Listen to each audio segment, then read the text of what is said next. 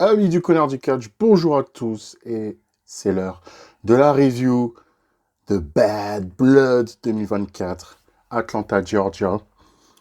J'ai passé un bon moment devant ce PLE, mais il y a quand même des choses à dire. Oui, j'ai passé un très bon moment quand même, hein. Franchement, le PLE a commencé à minuit, tranquille. Bon, le truc qui casse les couilles, c'est fini à 3h30. Ah, ils ont encore pompé des trucs, là, on va en parler. Et là, on commence fort parce que là, déjà, on va parler de l'opener. Le match qui devait peut-être être le main event, mais au vu de la fin du show, bah, on a compris pourquoi c'était l'opener. Et on a eu le Hell in a Cell entre CM Punk et Drew McIntyre. Est-ce que c'est un 5-star classic match? Est-ce que c'est le plus grand Hell in a Cell de tous les temps? Les fans étaient déjà en ébullition sur Internet. Non, non, non, non. C'était un très bon match. Oui, c'était un très bon match, mais c'est pas un classique.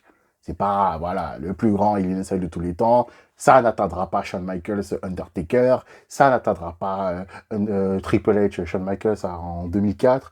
Ça n'atteindra pas à Hell in a Cell 2015. 2015, oui. Undertaker, Brock Lesnar, voire même Cody Rhodes, Seth Rollins. Mais c'était un très bon match. Ils nous ont promis de la violence. Il y a eu de la violence. Le sang, il a coulé. C'est ça qu'on voulait. C'est ça. Est-ce que le sang allait couler? Surtout, moi, je me disais, est-ce que le sang allait couler dans quasiment tous les matchs? Parce que là, c'était la castagne. Et là, oui, le sang, il a bien coulé. Il y a eu des choses qui étaient drôles dans ce Innocent match. Bon, CM Punk, allez, il faut le dire. Le match a duré quasiment 40 minutes. Quasiment. Ah, le mec, il a pas mal fait de dodo pendant le match, hein. Ah, le cardio, il fallait le... Hein. Le cardio, il faut encore le taffer, hein. Il faut le taffer, mais il a fait son match, hein. Il a fait son match. Drew McIntyre, en bon général du ring, il a bien géré. Bon, par contre, le truc qui m'a fait marrer, c'est quand l'arbitre, à un moment, la caméra, tu vois, ils font un plan sur toute la foule, juste parce que l'arbitre, en fait, il prend une serviette pour, genre, comme si c'était en mode boxe. Ah, vas-y, on nettoie un peu le sang parce que ça saigne trop, là. Ça saigne trop parce que les gars, ok, on vous a promis du sang, mais on avait oublié qu'on est encore PG encore. On n'est pas encore TV14, hein. On n'est pas encore TV14. Il y a des enfants qui regardent. On n'est plus habitué à faire couler le sang comme ça. WWE, qu'est-ce qui se passe? Vous étiez plus habitué à ça. Avant, vous étiez les maîtres à faire couler le sang comme ça. Il y a eu le précédent Eddie Guerrero, au Great American Bash, là, quand... Voilà. Il a failli mourir, ça a giclé, ça a giclé. Quand même, on reste safe. Le sang, oui, mais il faut pas trop que ça coule.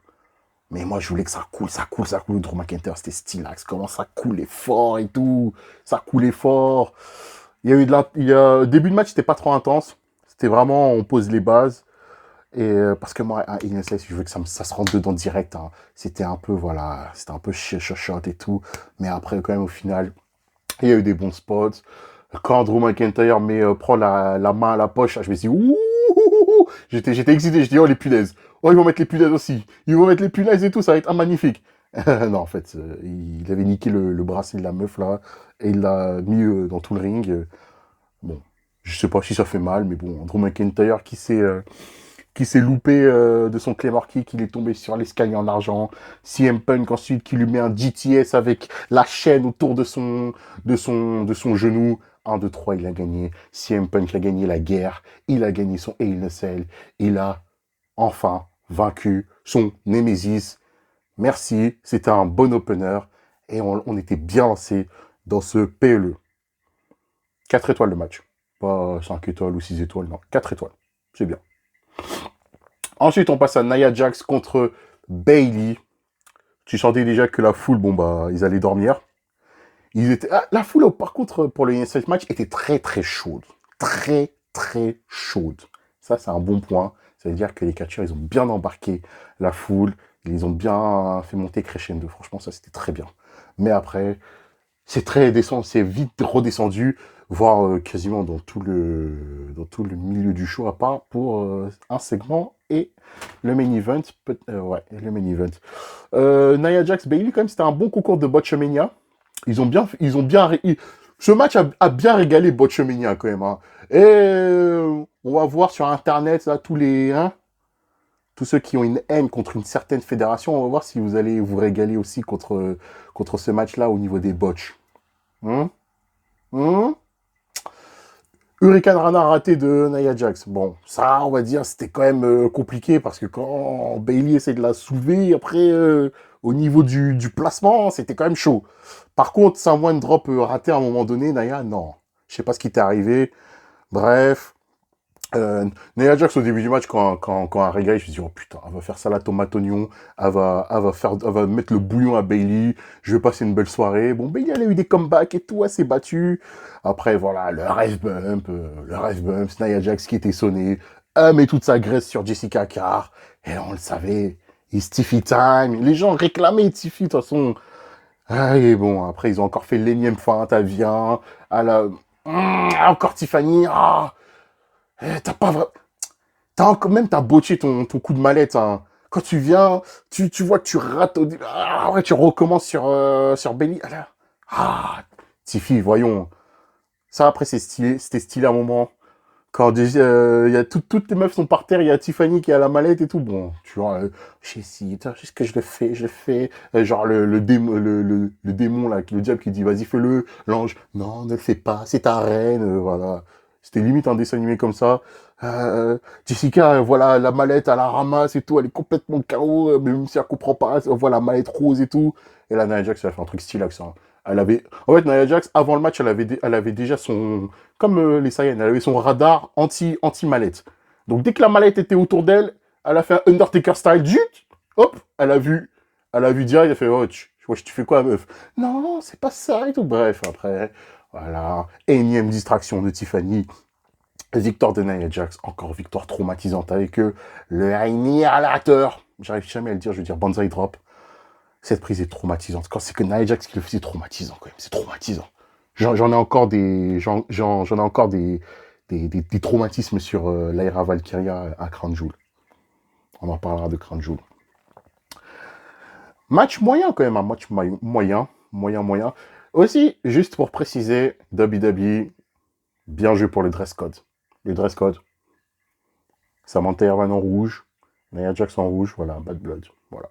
Le dress code était bien, pas mal respecté pour le thème du show. Après, il y a eu des segments backstage, à un moment, il y a eu le truc là avec Chelsea Green là.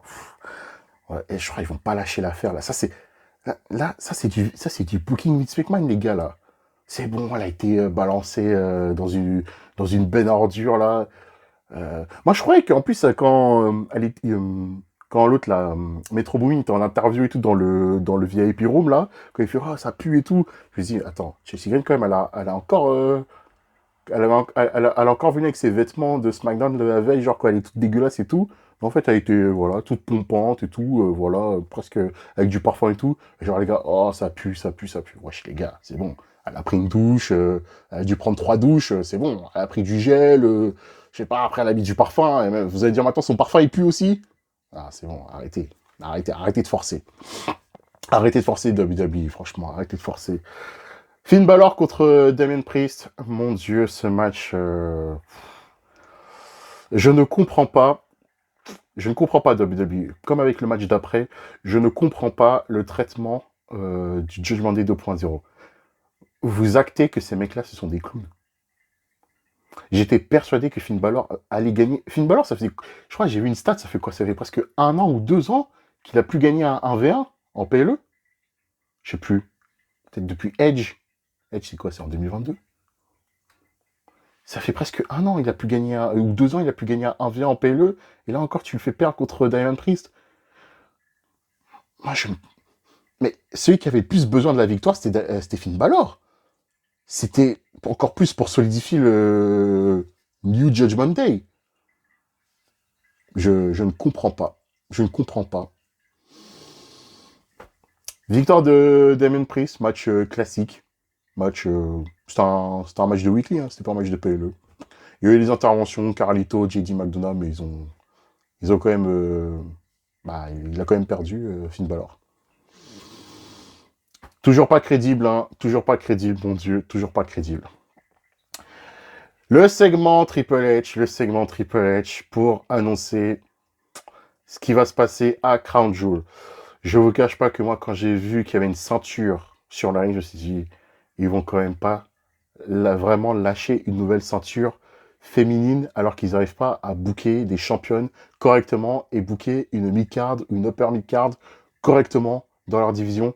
Ils vont encore mettre un titre alors que même les titres féminins par équipe, ils n'arrivent pas à le booker. J'avais peur de ça. Mais en fait, non, Triple H, il vient. En fait, il t'annonce texto. Moi, j'ai compris comme ça. Le 2 novembre, il y a Crown Jewel. En fait, Crown Jewel, ça sert à rien, en fait, les gars. Ce sera de l'exhibition. Ce sera juste, voilà, pour faire plaisir au prince. C'est là, ce sera vraiment un divertissement. Vraiment, parce que les Saoudiens, là, ils s'emmerdent. La boxing season est quasiment terminée. Là, ils vont avoir WWE. On va s'amuser. Allez hop, on a créé une ceinture Crown Jewel. Donc, les champions vont s'affronter entre eux.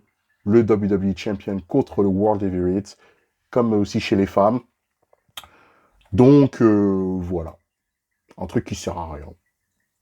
Et donc, j'imagine que pendant tout ce temps, en fait, ils vont faire un tournoi pour savoir qui va affronter les champions au Survivor Series. Logiquement. Dans les weekly, on va faire un tournoi et après, les finales seront à Crown Jewel. Parce que les champions sont déjà occupés. Il y a quoi comme storyline là? Il y aura, à part la Bloodline qui va builder leur Wargames, voilà. Heureusement que ce n'est plus en format pay-per-view parce que t'imagines, tu payais 40$ ou 50$ pour voir juste un truc voilà, qui sert à rien, qui n'aura aucune incidence quasiment sur la suite. Mais bon, il y aura juste un trophée honorifique. On est revenu au Greatest Royal Rumble, les années sombres, quand Braun Strowman avait gagné le Royal Rumble de 50 personnes, je crois, si je me souviens, et il avait gagné une ceinture. Voilà. Mais le truc qui était drôle, c'est Gunther qui se pointe. Voilà, il fait mousser Crown Jewel, nanana. Et là, Goldberg était au premier rang. Et là, on le voyait venir. Gunther qui vient, qui dit à Goldberg, frère, j'avais menti la dernière fois avec Bret Hart. Hein. T'es pas mon catcheur de mon enfance, mon vieux. T'es pas le catcheur de mon enfance. Eh oui, parce que Gunther, lui, il méprise ce genre de catcheur là, des mecs bourrins qui ne savent même pas, qui savent faire que 3 prises. Gunther, lui, il vomit. Voilà. Il a encore plus vomi Goldberg quand il a dit j'espère que t'es un bon père, comme t'étais pas à l'époque un bon catcheur. Et là, l'engrenage, la daronne, Gage, le fils. Ce qui était drôle aussi, c'est quand Gunther il se retourne vers Triple H, il s'appelle comment son fils là? Gage. Ah, Gage. Gunther, c'est un tueur, mais quand même, Gunther, là, le traitement qu'ils font, c'est un peu bizarre, là. T'es le champion, en plus, même, t'es le mec qui nique des mères, quand même. Là, t'es le mec qui sourit. T'es un peu, je vais être extrême, mais t'es un peu Marine Le Pen 2017, 2022, là où c'est bon, t'es dédiabolisé, tu souris, les gens t'aiment bien, et tout. Bon, on sait que il y a pas mal de gens qui disent qu'en dehors du ring, t'es un mec qui fait des blagues. Mais là, quand t'es sur le ring, à chaque fois, tu dis, le ring, c'est sacré, ring général, mec sérieux et tout, tac, tac, tac, avec Ludwig. Là, maintenant, t'es détente, tu racontes des blagues avec Hunter et tout. Frère! Bon, Goldberg, après, il voulait le démarrer. Ce qui m'a fait marrer, c'est quand Gunther dit, j'ai 3 minutes pour toi. J'ai 3 minutes pour toi. Alors après, Sami Zayn était dans la sécurité, il attaque Gunther pour faire mousser leur main event. Mais on voit venir gros comme une maison qui sont en train de builder. Ils vont builder Goldberg contre Gunther et on va se marrer. On va se marrer. Et là, Gunther, il doit faire salade tomate oignon sur Goldberg en 3 minutes 30. Il va il va se manger 2 spires par Goldberg, mais après le cardio, il sera plus là au bout de 50 secondes. Et là, Gunther assis. Mais lui, 5 chops. Mais lui, 2 powerbombs. Voilà, devant Gage, devant la daronne, devant tout le monde, voilà. Et puis, on n'en parle plus. Goldberg, t'auras eu ton dernier match, et vas-y, casse-toi maintenant.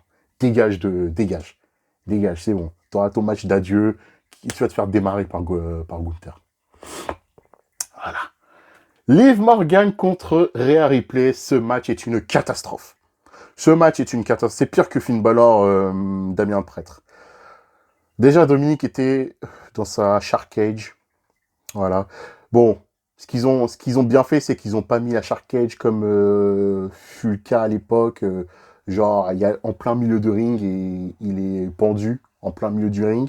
Donc après, le mec qui était dans la Shark Cage, façon James Ellsworth ou Chris Jericho, bah, il donnait des objets aux catcheurs ou aux catcheurs concernés. Voilà. Mais c'était un peu, voilà, c'était un peu too much, hein. Même, franchement, montre à la main aussi, avec les entrées de Rhea Ripley, ouais. Entrée de Dominique avec Liv Morgan, tout le Barnum, Rhea Ripley qui dit, vas-y, on l'enferme et tout. Ça a quasiment duré 10 minutes, hein. Le match, après, le match, je sais pas combien il a duré. De toute façon, le match, c'était de la merde, hein. Liv Morgan, t'es la championne, mais t'es tellement pas crédible. T'es tellement pas crédible face à Rhea Ripley. Encore une fois, tu t'es fait défoncer. Il n'y a pas eu match. T'as pris le bouillon, t'as pris salade tomate oignon, t'as pris sauce blanche. Tu... Et la fin, elle est catastrophique. Dominique, bon déjà, moi j'avais pas cramé que Dominique, il était même attaché au niveau de la jambe. Donc la cage, elle est ouverte. Il veut sortir, mais en fait, il est pendu. Après, il est pendu et tout. Tac, tac. Rhea Ripley qui va voir l'arbitre et dit attends, temps mort. Limite, elle fait temps mort. Temps mort, j'ai un truc à faire. Donc, limite, en gros, compte pas. Compte pas, j'ai juste un truc à faire. Prends un kendo stick, elle s'amuse, elle va fouetter Dominique et tout. Et là, le truc qui est complètement confus. Une meuf attaque Rhea Ripley par derrière, on voit c'est Raquel Rodriguez. C'est Raquel Rodriguez, et c'est là, c'est complètement confus. Elle a attaqué par derrière, elle la remonte sur le ring, elle lui fait son chokeslam là. Mais l'arbitre, il avait déjà cramé. Bon, là, au moins, l'arbitre, il est pas con. Mais je sais pas si c'était prévu ou pas. L'arbitre, il avait cramé que, voilà, bah, il y a intervention, donc il a sonné la cloche. Et Raquel, je sais pas si elle a entendu la cloche, mais après, Amélie Morgan sur Rhea Ripley. Donc, je sais pas si c'était prévu comme ça. Si c'était un botch, je sais pas. Ou Raquel, je sais pas. Je sais pas. Est-ce qu'il devait faire un truc subtil? Genre, l'arbitre était un peu distrait, genre quand Dominique il veut s'échapper de la cage, il regarde à l'extérieur du ring et tout, et là, bim, une silhouette qui vient, qui attaque Rhea Ripley, et après Oblivion, et là, 1, 2, 3, victoire de Liv Morgan, clean, mais là, disqualification, ça... Bon, Raquel, oui, ça a du sens, parce que Raquel, voilà, aussi, ça a été un dommage collatéral de Rhea Ripley, et c'était l'ancienne équipière de Liv Morgan. Mais comme je l'ai dit précédemment sur le Damien Priest Finn Balor, le Judgment Day 2.0 n'est même pas crédible. Au vu de leur... Ils se mangent des corrections. Là aussi, Liv Morgan et tout, bon... Est-ce qu'elle va rejoindre le Judgment Day, Raquel aussi? Genre, ce sera la garde du corps de Liv Morgan? La Kevin Nash de Liv Morgan? Je sais pas où ils vont aller, hein. Ils vont encore continuer le programme Terror Twins contre Judgment Day. Allez, bah, je pense qu'ils vont le faire, hein. Et ensuite, on passe au main event. Le main event, on va dire, bon, les entrées, un peu too much quand même. Vraiment, montre à la main. Je me souviens, j'étais en conversation avec Ebuck pendant toute la nuit. Je lui ai dit, les entrées vont durer 15 minutes. Le match, il va durer 30 minutes. J'ai revu le main event. Troisième partie. La troisième partie dure 45 minutes. Donc, les entrées ont bien duré 15 minutes. Le match a duré 30 minutes. Montre à la main. Les entrées, ouais, elles sont un peu too much. On s'est cru qu'on était au Royal Rumble ou à WrestleMania, là. Cody Rhodes qui vient avec les fanfares. Entrée un peu foirée quand même, parce que quand ils mettent vraiment le vrai theme song, il y a eu un petit peu de flottement, et genre, en fait, je sais pas, ils avaient baissé le son de la musique pour que les musiciens continuent à jouer, mais c'était, en termes de son, c'était pas ouf. Et je sais pas, on dirait que les fans, ils ont pas vraiment popé pour l'arrivée de Cody Rhodes, je sais pas pour vous, mais bizarre. Après, l'autre, Roman Reigns, il est arrivé aussi avec toute sa, voilà, comme à WrestleMania, tous ses orchestres et tout. Il est venu, bon, le stage au moins, il était un peu plus petit. Là, il est venu, il a fait le one. Il est rentré assez rapidement. La cloche a sonné. Un match WWE classique. Un classique WWE match. En termes de construction. Main event, voilà. On prend son temps, on prend son temps, on prend son temps. Oui, on prend son temps à construire le match. Mais le point négatif pour moi, ce qui est... Je ne veux pas dire que c'est grave, mais Solo, c'est vraiment un échec, hein. Franchement, Solo, c'est vraiment un échec. Quand tu regardais le match, mais encore une fois, tu te dis, mais Solo, en fait, c'est toi le sbire de Jacob Fatou. Et c'est un peu, ça devient un peu, je vais pas dire gênant, mais un peu too much quand Jacob, I love you, Solo, you're my real tribal chief. Je sais pas s'il joue, hein. Je sais pas s'il surjoue, mais si vraiment il est sincère, parce que, attends, ton vrai tribal chief, là, depuis que t'es arrivé à la WWE, il se mange que des tartes. Il se fait que de... voilà. Il fait que de perdre. Là encore aussi, vous avez perdu. Et en plus, qui a pris le pin, Solo Sikoa. Ça veut tout dire. Alors, c'est lui le chef, mais on protège plus le sbire qui est Jacob Fatou. Encore une fois, ils n'ont pas fait un V1 terre-terre Jacob Roman Reigns. Ça veut tout dire dans ce match. Solo Sikoa, c'est vraiment le dommage collatéral, le mec qui sert à rien. C'est grave. Je veux pas dire que, voilà, il fallait absolument donner la victoire à la Bloodline, mais il fallait quand même, parce il fallait encore plus se solidifier. Et il fallait donner de la difficulté à Roman Reigns. Parce que là, Roman Reigns et Cody Rhodes ont gagné. Bon, il y aura quand même le War Games et tout. Mais frère, la Bloodline 2.0, déjà que les gens se moquent de la Bloodline 2.0, même si le de Tamatonga il commence à être over. Mais les gars, bon, là, il n'y a pas de ceinture en jeu, là. Recrétiviser la Bloodline.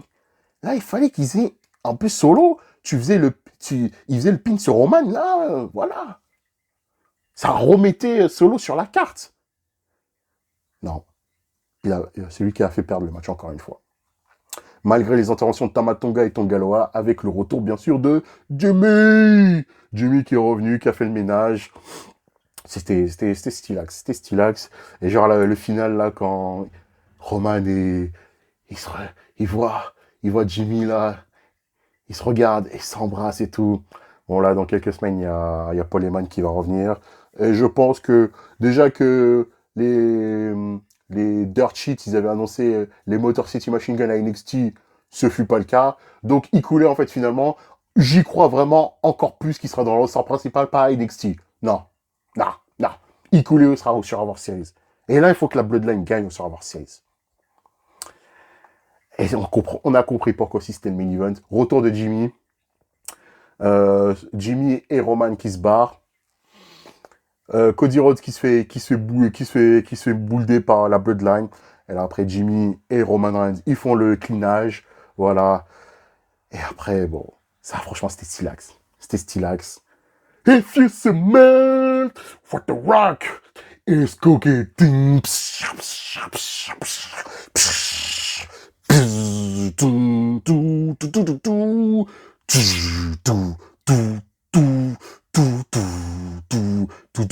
Final boss.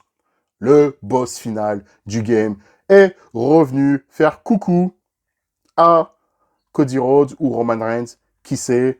Il avait annoncé qu'il revenait pour Cody Rhodes, mais quand il est revenu, sans dire un mot bien sûr, on ne sait pas ce qu'il est en train de teaser. Il est venu, il y avait la Bloodline dans le public, Cody Rhodes sur le ring, Roman Reigns sur le ring. Il vient... Il est venu pour qui? Il est venu pour qui? Il a fait son petit sourcil bizarre. Il a fait le décompte. 1, 2, 3. Tac! Et voilà. Il nous a laissé, voilà. Il nous a laissé un petit teasing, mais bien épicé. Est-ce que The Rock sera au Survivor Series déjà? Est-ce que The Rock, finalement, il sera au Royal Rumble et il va affronter Cody Rhodes? Ou vraiment, là, ils vont bien builder Cody Rhodes, The Rock à WrestleMania? Ou peut-être The Rock, Roman Reigns? On ne sait pas. C'est ça qui fait la beauté. Là, c'est bien fait, quand même. Là, c'était stylax. Bon, donc, c'était un PLE moyen. Moyen. Moyen, voilà. À part, parce que les deux matchs, la Judgment Day, Terror Twins, c'était pas bon. Naya, Bailey, ça va. Le main event, voilà, c'est un match qu'on voit tout le temps dans les weekly, même là, le dernier main event à l'époque, à Money in the Bank, le tag match, c'était à peu près la même mécanique. Mais il y a The Rock qui a mis le piment à la fin. Et voilà, les gens vont dire que c'était un excellent PLE, mais non, il était bien. Et on a passé un bon moment. Commentez, likez, partagez la vidéo, des pouces bleus, surtout, et dites-moi ce que vous avez pensé de ce PLE, commentaire en bas, qu'on discute, et puis voilà. C'était votre ami le connard du catch, merci d'avoir suivi cette review de Bad Blood. Et on se retrouve, bon, Crown Jewel, je vous dis, ça sert à rien. On se retrouve pour Wrestle Dream. On va essayer de faire la review de Wrestle Dream la semaine prochaine. Et bonne for Glory bientôt. Restez connectés.